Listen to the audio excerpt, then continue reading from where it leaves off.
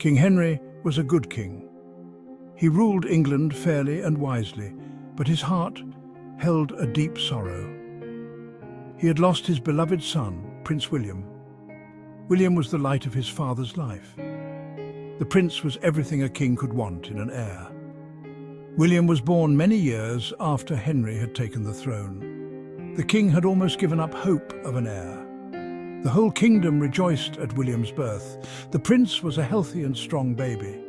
He grew quickly into a bright and cheerful boy. William was loved by all who knew him. He had a kind heart and a gentle soul. He was always ready to help those in need. William was also a skilled knight. He trained hard and was always eager to prove his bravery. He dreamt of the day he would rule England. He vowed to be a just and righteous king like his father. Prince William grew into a fine young man. He was tall and strong, with his father's piercing blue eyes and his mother's warm smile. He had a noble heart and a quick mind. He was loved by the people, who saw in him the promise of a bright future. The prince excelled in all his studies. He was a skilled swordsman and horseman. He was also well versed in the art of diplomacy. William could debate philosophy and law with the wisest scholars. He could also ride into battle with the bravest knights. King Henry watched his son with pride. He knew that William would make a great king one day. He poured all his love and wisdom into the young prince. He wanted to prepare William for the heavy burden of ruling England. When William came of age, King Henry decided to send him on a diplomatic mission to France. It was an important task, one that required a delicate touch and a keen mind. William was to meet with the French king and discuss a treaty between their two countries. The treaty would ensure peace and prosperity for both England and France. The prince set sail for France with a small fleet of ships. The journey was long but pleasant. The seas were calm and the sun shone brightly.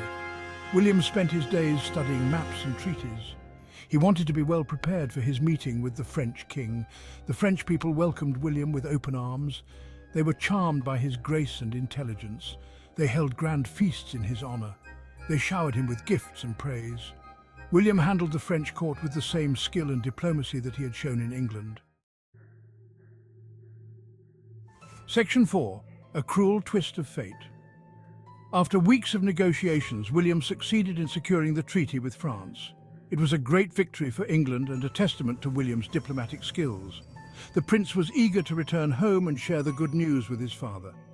He boarded his ship with a light heart, unaware of the tragedy that awaited him. As the ship set sail for England, a fierce storm erupted. The sky turned black as ink, and the wind howled like a banshee. The ship was tossed about like a toy in the churning waters. Lightning flashed, illuminating the terrified faces of the passengers. The crew battled bravely against the storm, but the situation seemed hopeless. Panic spread through the ship as the waves crashed over the deck. The vessel began to splinter and break apart under the relentless assault of the sea. William knew that their situation was dire. He showed courage and leadership in the face of disaster. He helped calm the frightened passengers and crew. He knew that he had to remain strong for their sake.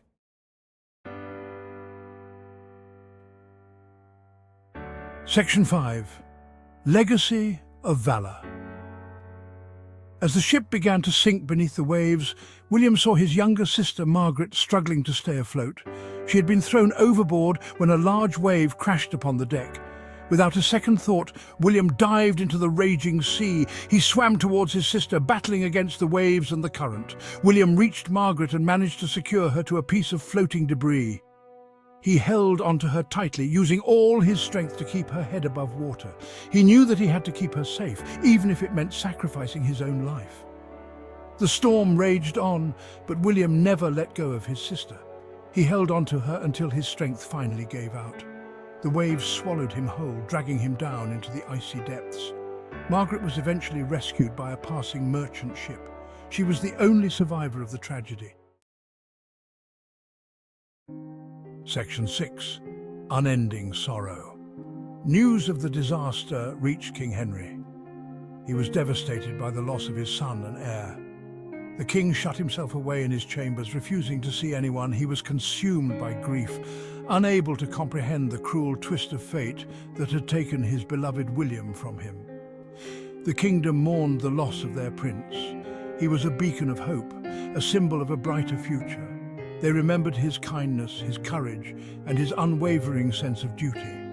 They knew that England had lost a true leader. King Henry never fully recovered from the loss of his son. He wore black for the rest of his days. He carried the weight of his sorrow with him, a constant reminder of the tragic day he lost his beloved William. A poem passed down through generations speaks of the king's unending grief.